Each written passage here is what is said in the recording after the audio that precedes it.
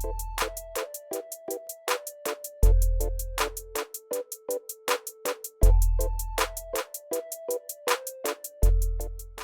Friends, welcome to 5 Mantra career point.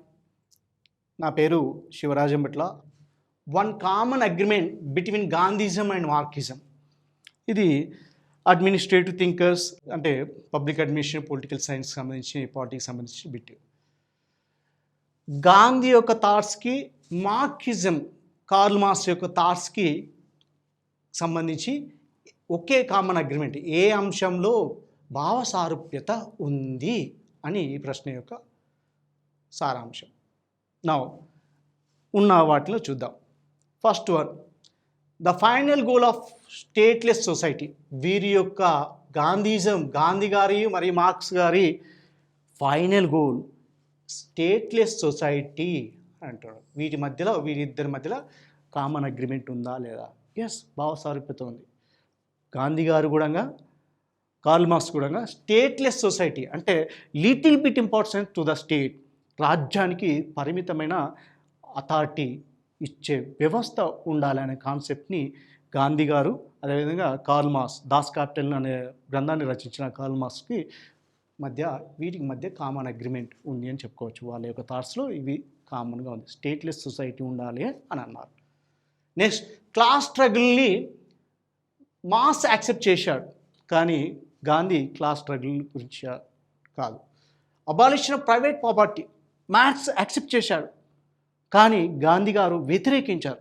Private property ఉండొచ్చు, కానీ ఆ ప్రాపర్టీ అనేది నీది కాదు. ఆ ఆస్తికి నువ్వు ఒక ట్రస్ట్గా ఉండు, అది నీది కాదు. ప్రాపర్టీ అనేది, ప్రైవేట్ ప్రాపర్టీ అనేది ఉండాలి అని చెప్తున్నారు. Next, economic determinism. గాంధీ గారు దీని కూడా డిస్కస్ చేశారు. రామరాజ్య అనే కాన్సెప్టు గాంధీ గారి యొక్క కాన్సెప్ట్. సో ఇది మార్క్స్ మాత్రమే యాక్సెప్ట్ చేస్తారు. మార్క్స్ గాంధీ గారు వీటిని యాక్సెప్ట్ చేయరు. So the right answer is the final goal of a stateless society అనేది one common agreement between Gandhism and Marxism. గాంధీజానికి మార్క్సిజంకి ఉన్న కామన్ ఐడియా ఏంటంటే స్టేట్లెస్ సొసైటీ అనేది the right answer. In the context of India, which one of the following is the characteristic appropriate for bureaucracy? Indian bureaucracy గురించి ఈ క్రింది వాటిలో ఏది సరైనది అని అడుగుతున్నాడు. బ్యూరోక్రసీ అంటే ఎవరు? ముఖ్యంగా all India service top level ఉన్న ప్రభుత్వ ఉద్యోగులను మనం బ్యూరోక్రసీ అంటాం. ఐఏఎస్, బ్యూరోక్రసీ అంటే nothing but IAS, IPS, IFS and some other central services, వీళ్ళందరినీ బ్యూరోక్రసీ అంటారు. తెలుగులో ఉద్యోగస్వామ్యం అని అంటారు. ఉద్యోగస్వామ్యానికి సంబంధించి ఈ ప్రశ్న అడిగారు. ఏమన్నాడు? In the context of India, which one of the following is the characteristic? ఈ క్రింది వాటిలో ఏది బ్యూరోక్రసీకి తగినది అని అడుగుతున్నాడు. సింపుల్గా బ్యూరోక్రసీ, ఉద్యోగస్వామ్యం యొక్క లక్షణం ఏమిటి ఈ క్రింది వాటిలో అని అడుగుతున్నాడు. ఒకసారి పరిశీలిద్దాం. ఏబిసిడిని చూద్దాం. అసలు బ్యూరోక్రసీ అంటే ఏంటో చూద్దాం. మనకి ఇండియన్ అడ్మినిస్ట్రేటివ్ సిస్టాన్ని మనం అబ్జర్వ్ చేస్తే మనకు 2 టైప్ ఆఫ్ ఎగ్జిక్యూటివ్స్ కనబడతారు. ఒకటి political executives. Second one, first one is political executive, second one permanent executives. వీళ్ళు బ్యూరోక్రసీ. వీళ్ళేమో MP, MLAs and ministers. MLAs, PM and council of ministers and CM and council of ministers. వీళ్ళు విధానపరమైన నిర్ణయాలను తీసుకుంటారు, policy formation చేస్తారు. వీళ్ళు policy implement చేస్తారు. వీళ్ళని పొలిటికల్ ఎగ్జిక్యూటివ్ అంటారు. వీళ్ళు నాన్ పర్మనెంట్, 5 సంవత్సరాలు వాళ్ళ కార్యపరిమితి వరకు ఉంటారు. Permanent executives, they are elected by the people. They are not elected by the people, they are appointed by the government of India. కనుక పర్మనెంట్ ఎగ్జిక్యూటివ్ అంటే బ్యూరోక్రసీ. ఈ బ్యూరోక్రసీ యొక్క లక్షణాలు, ముఖ్యమైన 2 లక్షణాలు ఉంటాయి. ఒకటి అనానమిటీ, అంటే అనామకత. పనులు చేస్తారు, తెర వెనుక ఉండి చేస్తారు. బ్యూరోక్రసీ యొక్క ప్రధాన లక్షణం. ప్రభుత్వం ఏది ఉన్నా కూడా ఈ సంవత్సరం ఇది ఉండవచ్చు, మరొక సంవత్సరం ఇంకొక ప్రభుత్వం ఉండవచ్చు, పర్మనెంట్ కాదు పొలిటికల్ ఎగ్జిక్యూటివ్స్. కనుక ఈ పర్మనెంట్ బ్యూరోక్రసీ అనేది ఇంపార్షియాలిటీగా, అంటే నిష్పక్షపాతంగా, ఎలాంటి పక్షపాతం లేకుండా విధులను నిర్వహించాలి. ఇది లక్షణాలు. సో బ్యూరోక్రసీకి ఇలాంటి లక్షణాలు ఉంటాయి. వీళ్ళు పొలిటికల్ ఎగ్జిక్యూటివ్ అంటారు, వీళ్ళని పర్మనెంట్ ఎగ్జిక్యూటివ్ అంటారు. ఇది బ్యూరోక్రసీ అవుతుంది. సో ఎగ్జిక్యూటివ్లో మనం 2 types of executive: political executive, they are non permanent, and నాకు permanent executive, nothing but bureaucrats, nothing but IAS, IPS, IFS. వీళ్ళు దీనికి సంబంధించి ఈ బిట్ అడగడం జరిగింది. బ్యూరోక్రసీకి సంబంధించి ఈ క్రింది వాటిలో ఏది సరైనది అని అడుగుతున్నాడు. అండ్ ఏజెన్సీ, బ్యూరోక్రసీ అనేది ఒక agency, widening the scope of parliamentary democracy, parliamentary ప్రజాస్వామ్య వ్యవస్థను విస్తృతపరచడానికి ఒక సంస్థగా పనిచేస్తుంది అని చెప్తుండు. పనిచేస్తుందా? లేదు. కొంత సరైన అనిపిస్తుంది, కానీ what is the prime function of the bureaucracy? Permanent executive bureaucracy యొక్క ప్రైమ్ ఫంక్షన్ ఏంటి? పాలసీ మేకింగ్ వీళ్ళు చేస్తారు, పాలసీల ఇంప్లిమెంటేషన్ బాధ్యతలను వీళ్ళు చూస్తారు. సో పార్లమెంటరీ డెమోక్రసీని వైడెన్ చేస్తుంది అనేది రాంగ్ ఉన్న దాంట్లో. Next one, an agency for strengthening the structure of federalism. ఇది కంప్లీట్గా రాంగ్. ఎందుకు కంప్లీట్గా రాంగ్? ఫెడరలిజం సిస్టమ్ భారతదేశం అర్ధ సమైక్యగా చెప్పుకోవచ్చు. అర్ధ సమైక్య అనే పదం కూడా లేదు. మనకి భారత రాజ్యాంగాన్ని మనం పరిశీలిస్తే యూనిటరీ ఫీచర్స్ ఉన్నాయి, ఫెడరల్ ఫీచర్ ఉన్నాయి. అందుకే దీన్ని క్వాసీ ఫెడరలిజం అని అంటారు. కానీ యూనియన్ ఆఫ్ స్టేట్స్ అని ఆర్టికల్ 1లో మనం మెన్షన్ చేయడం జరిగింది. సో బ్యూరోక్రసీ అనేది ఏంటి? ఫెడరల్ సమైక్య తరహా విధానాన్ని భారతదేశంలో పెంపొందించడానికి ఏర్పాటు చేయబడ్డ సంస్థ, ఒక ఏజెన్సీ అని అంటున్నారు. కాదు. నిజానికి all India services are against the federalism. All India services అనేది ఐఏఎస్, ఐపీఎస్ అనేది ఇవన్నీ కూడా ఫెడరలిజానికి అగెనెస్ట్ అని చాలామంది కామెంట్ చేస్తున్నారు. రాజ్మన్నార్ కమిటీ, తమిళనాడు ప్రభుత్వం ఏర్పాటు చేసిన రాజ్మన్నార్ కమిటీ ఐఏఎస్, ఐపీఎస్, ఐఎఫ్ఎస్ ఇట్లాంటి ఆల్ ఇండియా సర్వీసెస్ని రద్దు చేయాలి అని సిఫార్సు చేసింది ప్రభుత్వానికి. కనుక ఫెడరలిజానికి నిజానికి బ్యూరోక్రసీ అనేది వ్యతిరేకం, స్ట్రెంగ్తెన్ చేస్తుంది అన్నాడు. స్ట్రెంగ్తెనింగ్ ద స్ట్రక్చర్ ఆఫ్ ఫెడరలిజం అన్నారు. 100% దిస్ ఇస్ రాంగ్.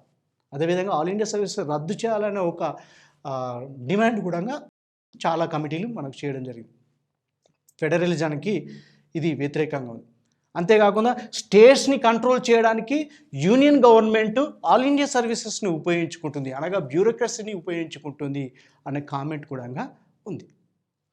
దాన్ని బట్టి చూస్తే సెకండ్ రాంగ్. నెక్స్ట్ వన్ వచ్చి C, an agency for facilitating political stability and economic growth. రాజకీయ స్థిరత్వానికి అది పనిచేస్తుంది. వీళ్ళేమో రాజకీయ కోసం పనిచేస్తారా? పొలిటికల్ బార్గెనింగ్ కోసం డిస్కస్ చేస్తారా? పార్టిసిపేట్ చేస్తారా? అలాంటి ఏం లేదు. ఎకనామిక్ గ్రోత్ ఇది కొంత నిజం అనిపిస్తుంది, తప్పు. So this is the not correct. What is the right answer? an agency for implementation of public పాలసీని అమలు చేసే బాధ్యతను పర్మనెంట్ ఎగ్జిక్యూటివ్స్ అనగా వీరు ఆల్ ఇండియా సర్వీసెస్ అనగా బ్యూరోక్రసీ, అదే సెంట్రల్ సర్వీసెస్, స్టేట్ సర్వీసెస్ వీళ్ళు చూసుకుంటారు. So what is the right answer? D is the right answer. an agency for the implementation of public policy అనేది right.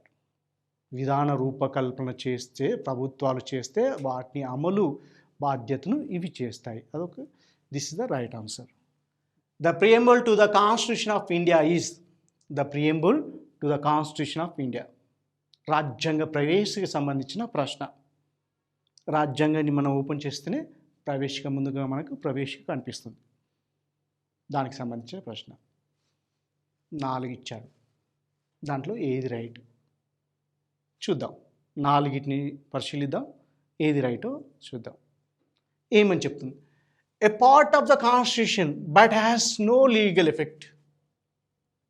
First one.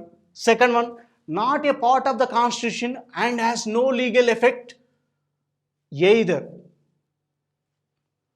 Next, a part of the constitution and has the same legal effect as any other part. Fourth one, a part of the constitution but has no legal effect independently of other parts అని answers ఇవ్వడం జరిగింది. దీంట్లో right answer ఏంటో మనం discuss చేయడానికన్నా ముందుగా అసలు ఈ preamble గురించి బ్రీఫ్ ఇన్ఫర్మేషన్ ఇస్తాను. ప్రవేశిక అంటారు తెలుగులో. ఈ కాన్సెప్ట్ ప్రియంబుల్ అనే కాన్సెప్ట్ని రాజ్యాంగ పరిషత్ సభ్యులు రాజ్యాంగాన్ని రచించేటప్పుడు అమెరికన్ కాన్స్టిట్యూషన్ నుంచి ఈ కాన్సెప్ట్ని తీసుకున్నాం. అమెరికా రాజ్యాంగం నుంచి తీసుకోవడం జరిగింది. 42వ రాజ్యాంగ సవరణ ద్వారా 3 పదాలను మనం నూతనంగా చేర్చడం జరిగింది. ఇప్పటి వరకు ఒకసారి ప్రవేశికను సవరించడం జరిగింది. నా చాలా డిబేట్స్ జరిగాయి. ప్రియంబుల్ అనేది భారత రాజ్యాంగంలో పార్టా, ఇన్సైడా, అవుట్ సైడా, is in integral part of the constitution are not అనే డిబేట్ జరిగింది. 1-2 అంశాలను మనం చూద్దాం. మహావీర్ త్యాగి రాజ్యాంగాన్ని రచించిన రాజ్యాంగ పరిషత్లో సభ్యులు. వీరు ఏమన్నారంటే ప్రియంబుల్ అనేది భారత రాజ్యాంగంలో ఇండియన్ కాన్స్టిట్యూషన్లో ఇంటిగ్రల్ పార్ట్ కాదు, భాగం కాదు అని మహావీర్ త్యాగి అన్నారు. సుప్రీంకోర్టు ప్రధాన న్యాయమూర్తి గజేంద్ర గడ్కర్ కూడా ప్రవేశిక అనేది భారత రాజ్యాంగంలో భాగం కాదు అని చెప్పారు. 1960 ఒక కేసును చూద్దాం. 1960 బేరుబారి కేసు. ఈ కేసు సందర్భంలో సుప్రీంకోర్టు ఏమని చెప్పిందంటే ప్రవేశిక అనేది భారత రాజ్యాంగంలో అంతర్భాగం కాదు, it is not a part of the constitution అని చెప్పారు. కాలం గడుస్తూ ఉంది. 1973 వచ్చేసరికి ఒక popular case Kesavananda Bharati case. Kesavananda Bharati గారు ఇటీవలనే మరణించడం జరిగింది. చాలా ల్యాండ్మార్క్ కేసుగా చెప్పుకోవచ్చు. దీంట్లోనే బేసిక్ స్ట్రక్చర్ థియరీ గురించి కూడా డిస్కస్ చేయడం జరిగింది. ఈ కేసు సందర్భంలో కేశవానంద భారతి కేసు సందర్భంలో సుప్రీంకోర్టు ప్రియంబుల్ ప్రవేశిక, భారత రాజ్యాంగ ప్రవేశిక అనేది is a part of the constitution of India. భారత రాజ్యాంగంలో ప్రవేశిక అనేది ఒక భాగం అని పేర్కొంటుంది. నెక్స్ట్ 10 years తర్వాత 1980 మినర్వా మిల్ కేసు. ఈ కేసు సందర్భంలో కూడా ప్రవేశిక భారత రాజ్యాంగంలో అంతర్భాగం అని చెప్తుంది. అంతేకాకుండా సుప్రీంకోర్టు ఒక కామెంట్ చేస్తుంది, భారతదేశం అనుకుంటే భారత రాజ్యాంగం ఏమైనా సమస్యలను ఎదుర్కొంటే మేము అనగా సుప్రీంకోర్టు ఉన్నత న్యాయ వ్యవస్థ మేము భారత రాజ్యాంగంలోని ప్రియంబుల్ ప్రవేశికను ఆధారం చేసుకొని మేము జడ్జిమెంట్ చెప్తాం. ఎందుకు అనగా రాజ్యాంగాన్ని రచించిన రాజ్యాంగ పరిషత్ సభ్యుల యొక్క ఆలోచనలు, ఆశయాలు అందులో దాగి ఉన్నాయి అని చెప్తుంది. మరో కేసు సందర్భంలో భారత రాజ్యాంగానికి అధికారానికి మూలం ప్రవేశిక నుంచి తీసుకోవచ్చని ఈ కేసు సందర్భంలో చెప్తుంది. సో మినర్వా మిల్ కేసులో అంత అద్భుతంగా చెప్తుంది. ఏమని చెప్తుంది? భారత రాజ్యాంగంలో ప్రవేశిక అనేది అంతర్భాగం అని చెప్తూ భారత రాజ్యాంగమైన సవాళ్ళను ఎదుర్కొంటే ఉన్నత న్యాయస్థానాన్ని మేము ప్రవేశికను ఆధారం చేసుకొని తీర్పు చెప్తాము. ఎందుకు అనగా ఈ ప్రవేశిక అనేది రాజ్యాంగాన్ని రచించిన రాజ్యాంగ పరిషత్ సభ్యుల యొక్క ఆలోచనలు, ఆశయాలన్నీ దాగి ఉంటాయి కనుక it is a part of the constitution, integral part of the constitution అంటారు. అనగా మనకు 73 వచ్చేయడానికన్నా ముందుగా ప్రియంబుల్ అనేది భాగం కాదు, భారత రాజ్యాంగంలో ప్రవేశిక అనేది 73 కన్నా ముందుగా భాగం కాదు అని తెలుసు. 73 తర్వాత కేశవానంద భారతి కేసు తర్వాత, అంతేకాకుండా ఎస్ఆర్ బొమ్మాయి కేసు 1994, అదేవిధంగా ఎల్ఐసి ఆఫ్ ఇండియా కేసు 1995లో కూడా ప్రవేశిక భారత రాజ్యాంగంలో అంతర్భాగం అని సుప్రీంకోర్టు తీర్పు చెప్పడం జరిగింది. అనగా కేశవానంద భారతి కేసుకి ముందు భాగం కాదు, ఆ తర్వాత భాగం. అంటే ప్రియంబుల్ అనేది భారత రాజ్యాంగంలో భాగంగా మనం గమనించవచ్చు. దానికి న్యాయ సంరక్షణ ఉందా లేదా ఒకసారి మళ్ళీ చూద్దాం. The preamble to the constitution of India is a part of the constitution. Up to ఇది correct, part of the constitution. ఎప్పటి నుంచి వెళ్ళి 73 నుంచి వెళ్ళి పార్ట్ ఆఫ్ ద కాన్స్టిట్యూషన్ అనుకుంటున్నాం. ఇప్పటికి కూడా అది కాన్స్టిట్యూషన్లో part. But has no legal effect. Yes, this is true. కానీ మిగతా బిట్స్ని మనం చదవాలి. ద అల్టిమేట్ ఆన్సర్ ఏదో ఫైండ్ అవుట్ చేయాలి. నా సెకండ్ వన్ చూద్దాం. లెట్ అస్ డౌట్ రైట్ ఆ రాంగా చూద్దాం. Next second one, not a part of the constitution. Not a part అంటున్నాడు, తప్పు. ఇంకా మిగతా చదివినా చదవకపోయినా ఒకటే. నాట్ ఏ పార్ట్, ఎందుకంటే పార్ట్ 73 నుంచి అది part. Not a part of the constitution has no legal effect either. వదిలిపెట్టేసేసి wrong. Third one, a part of the constitution and has the same legal effect as any other part of the constitution. Correct. Has the same legal effect any other part అంటాడు. Fundamental రైట్స్కి 3వ భాగంలో, భారత రాజ్యాంగంలో fundamental rights 3వ భాగంలో ఉన్నది. Legal effect ఉంది. Enforceable by the court. Directive principle 4వ భాగంలో ఉన్నాయి. Directive principles of state policy DPSP 4వ భాగంలో ఉన్నాయి. Not enforceable by the court అంటే భారత రాజ్యాంగంలో పేర్కొన్న కొన్ని భాగాలు న్యాయ సంరక్షణ లేదు, అనగా న్యాయస్థానాల ద్వారా అమలుపరచలేవు. అంటే not enforceable by the court అని చెప్పుకోవచ్చు. అంటే లీగల్ ఎఫెక్ట్ అనేది ఉండదు. సో డిపిఎస్పికి లీగల్ ఎఫెక్ట్ ఉండదు, ఫండమెంటల్ రైట్స్కి లీగల్ ఎఫెక్ట్ ఉంటుంది. మరి ఇక్కడ ఏమని చెప్పాడు? A part of the constitution, that is right. ఎప్పటి నుంచి వెళ్ళి 73 ఆన్వర్డ్స్ నుంచి వెళ్ళి. And has the same legal effect as any other part. ప్రవేశికకు న్యాయ సంరక్షణ ఉంది అని ఎక్కడా పేర్కొనడం లేదు. ఏమని చెప్తుంది? ప్రవేశికలో సాంఘిక, ఆర్థిక, రాజకీయ న్యాయాన్ని ప్రజలకు అందించాలనే కాన్సెప్ట్ ఉంది. మరి సాధ్యమా? రాజకీయ న్యాయం ఇచ్చాం, ఓటు హక్కును కల్పించాం అందరికీ. సాంఘిక న్యాయం సాధ్యమవుతుంది, రాజకీయ న్యాయం ఇచ్చాం. ఆర్థిక న్యాయం, ఇన్ఈక్వాలిటీస్ అనేది పూర్తిగా అవాయిడ్ చేయగలుగుతామా? చేయలేము. సో ప్రవేశికలో ఉన్న పదాలన్నిటి కంప్లీట్గా దాన్ని మనం ఎన్ఫోర్స్బుల్ చేయలేం. లీగల్ ఎఫెక్ట్ అనేది లేదు అని అర్థమవుతుంది. నెక్స్ట్ వన్ వచ్చేసేసి అంటే ఏమంటుంది? As the same legal effect as any other part. This రా. Next one, a part of the constitution but has no legal effect independently of other parts అని అంటాడు. వేరే పార్ట్లతో కలిపి చూసినప్పుడు ప్రియంబుల్కి మనకు లీగల్ ఎఫెక్ట్ అనేది ఉంటుంది. ఇండివిజువల్గా దానికి అదిగా ఎన్ఫోర్స్బుల్ లీగల్ ఎఫెక్ట్ ఉండదు అని దీని అర్థం. ఉన్న దాంట్లో ఇది కూడా రైట్ అనిపిస్తుంది. ఒకవేళ ఇది లేనప్పుడు ఇది రైట్ అవుతుంది. ఇది ఉంది కనుక దీనికన్నా ఇది బెటర్ వన్. ఏమని చెప్తుండో? A part of the constitution, right. Next ఏమంటుండు? కానీ no legal effect independently of other parts. ఇండిపెండెంట్గా దానికి ఉంటుంది ప్రాథమిక హక్కులకు, రైట్. కానీ ప్రియంబుల్కి ఉంటుందా? ప్రియంబుల్ని మనం అన్వయిస్తూ దీన్ని చూసినప్పుడు a part of the constitution but has no legal effect independently of other parts. Legal effect అనేది ఉంటుంది, అది ఇంకొక పార్ట్ తోటి కంపేర్ చేసినప్పుడే అని దీని యొక్క అర్థం. సో ఉన్న దాంట్లో ఈ ఇట్ లేకపోతే ఇది రైట్ ఆన్సర్ ఉంది కనుక this is the right answer. D is the right answer.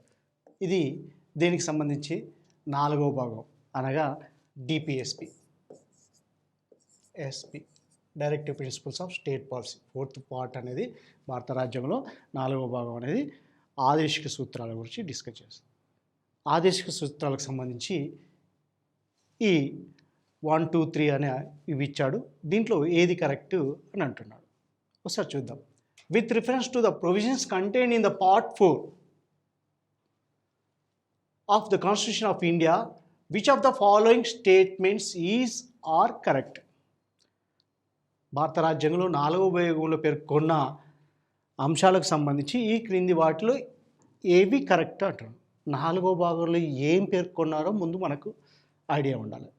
భారత రాజ్యాంగంలో 4వ భాగంలో directive principles of state policy ఆదేశిక సూత్రాల గురించి అడిగాడు. ఇప్పుడు ఆదేశిక సూత్రాలకు సంబంధించి ఇవి ఏవి కరెక్ట్, ఇచ్చిన స్టేట్మెంట్స్లో ఏవి కరెక్టో అభ్యర్థికి అవగాహన ఉండాలి.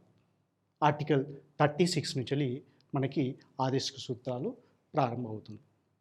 నౌ ఫస్ట్ ఏమి ఇచ్చాడో చూద్దాం. They shall be enforceable by court.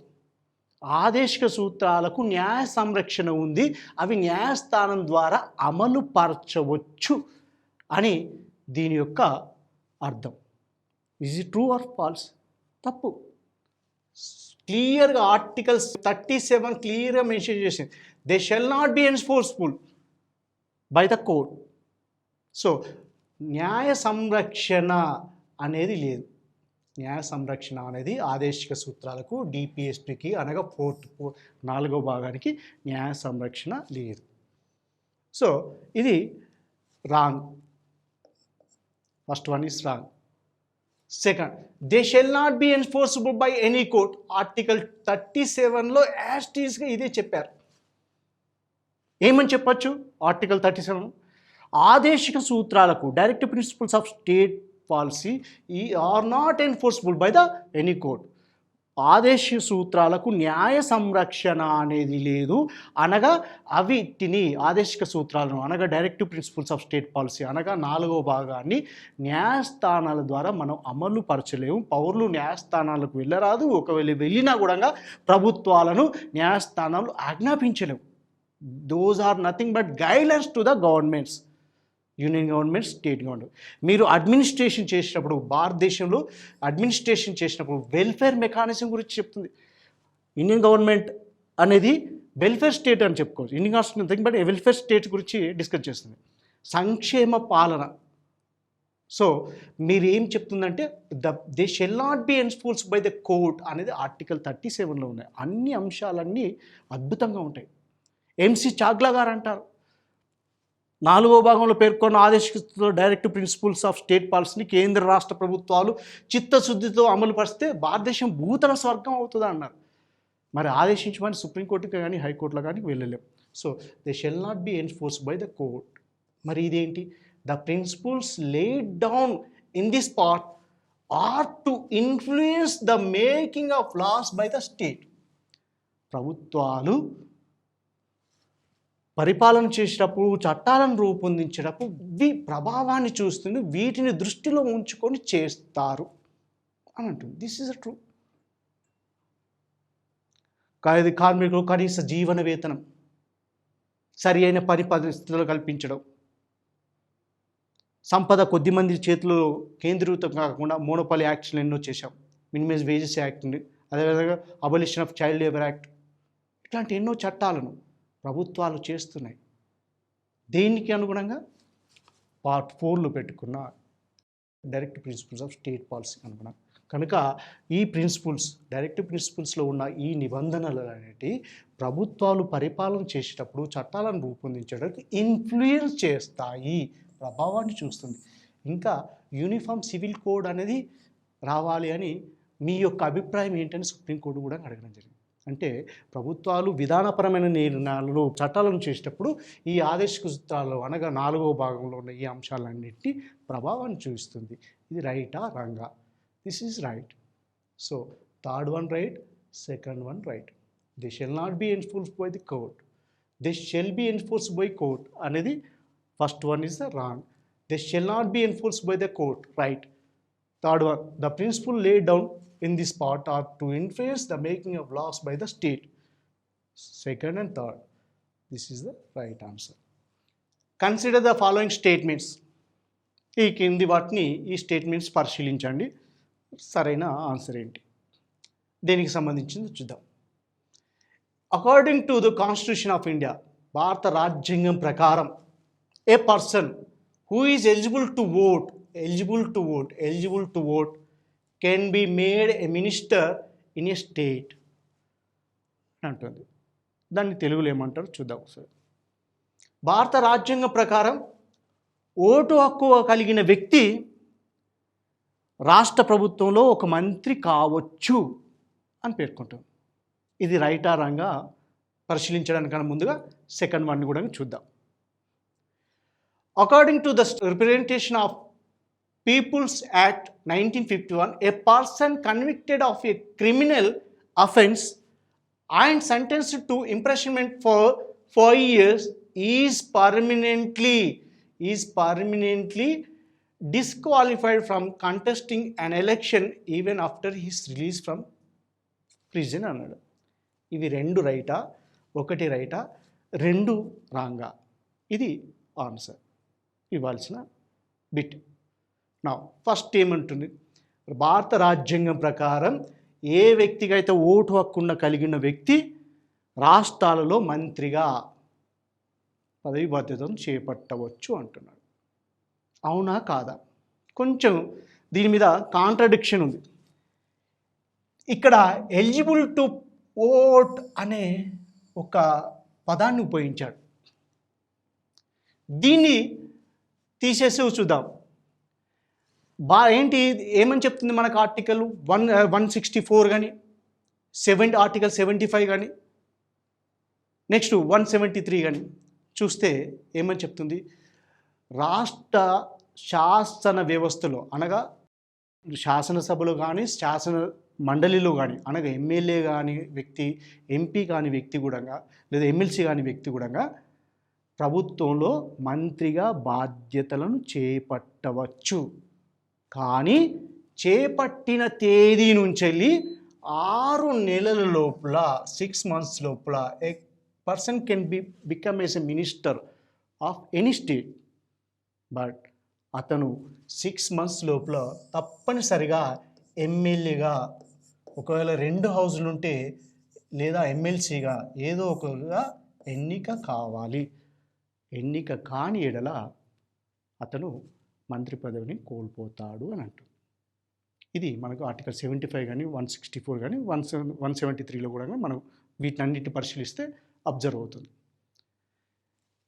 ఏమని చెప్పాడు ఇక్కడ? ఎలిజిబుల్ టు ఓట్ అన్నాడు. ఒకసారి చూద్దాం. భారతదేశంలో ఓటు హక్కుకు ఎలిజిబిలిటీ వయస్సు ఎంత? Minimum age 18 years.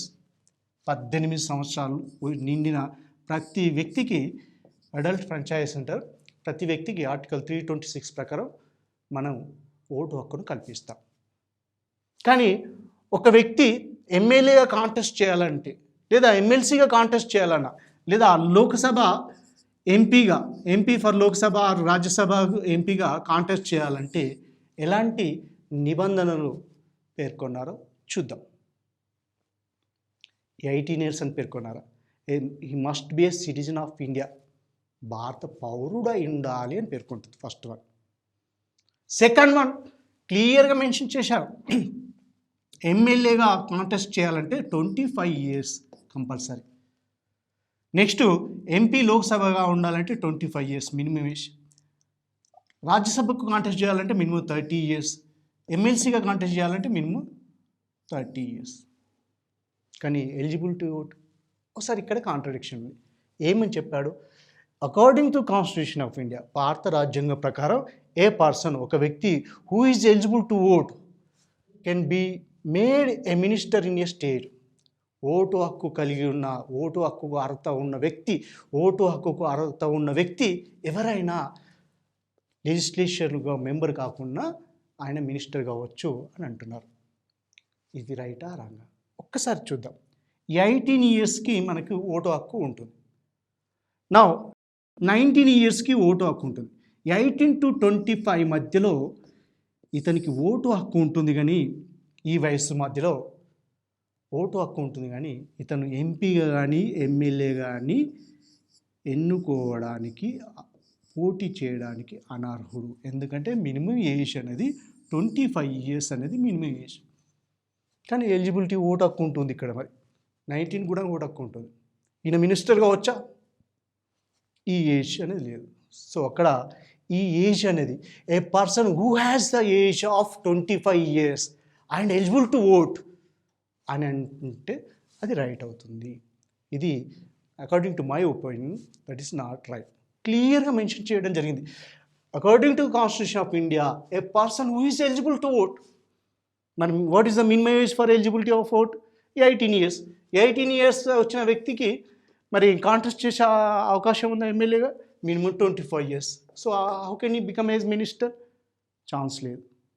So citizen of India అని చెప్పింది, అదేవిధంగా 25 years అనేది చెప్పడం జరిగింది. సో దాని ప్రకారం చూస్తే ఇది రాంగ్. నెక్స్ట్ వన్, ఇది రిప్రజెంటేషన్ యాక్ట్స్ గురించి. According to the representation of peoples act 1951, a person convicted of a criminal offense and sentenced to imprisonment for 5 years is permanently disqualified from the contesting an election. Permanently disqualified అనేది లేదు. 80%లో representation section 8లో 1951 section 8లో స్పష్టంగా mention చేసిండు, permanently disqualified అని లేదు. అతనికి ఆ శిక్ష పడ్డ తర్వాత 6 years వరకు is not eligible to contest elections. 6 years అని ఉంది కానీ పర్మనెంట్ డిస్క్వాలిఫికేషన్ అనేది లేదు. సో ఇది కూడా wrong. So first one is the wrong, second one is the wrong. So ఆప్షన్స్లో ఏంటి, which of the following statement is correct అన్నాడు, ఇవేవి కరెక్ట్ కాదు. So D is the right answer. Consider the following statements. ఈ కింది statements పరిశీలించండి. దేని గురించి అడుగుతాం? The president of India can summon a session of the parliament at a such places as he thinks fit. భారత రాష్ట్రపతి పార్లమెంట్ని సమన్ చేస్తాడు, అది ఎక్కడైనా పార్లమెంట్లో కావచ్చు, మరి ఎక్కడ కాదు. సో సమ్మనింగ్ పవర్ అనేది ఆర్టికల్ 85 ప్రకారం రాష్ట్రపతి గారికి ఉంది. On the advise council of minister యొక్క సలహా మేరకు రాష్ట్రపతి గారు సమన్ చేస్తారు పార్లమెంట్ని. అది పార్లమెంట్ భవనంలో సమావేశం కావాలని పేర్కోవచ్చు, లేదా నోటిఫికేషన్లు పేర్కొన్న మరొక ప్రదేశంలో కూడా పార్లమెంట్ సమావేశం కావచ్చు. This is the right. The President of India can summon a session of the Parliament at such places as she thinks fit. This is the right. Clear mention చేశారు. That is said in the Constitution.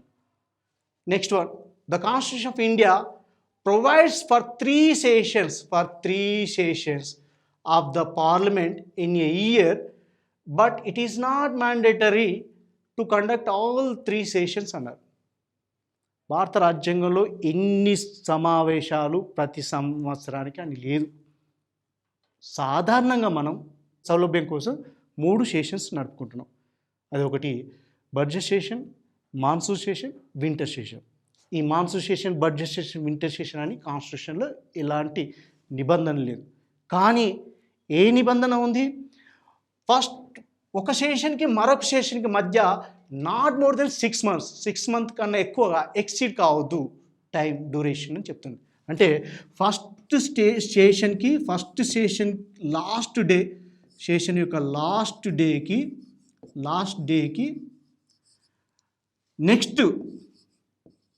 Next session యొక్క first డేకి మధ్యలో 6 months exceed కావద్దు అని రాజ్యాంగంలో పేర్కొనడం జరిగింది.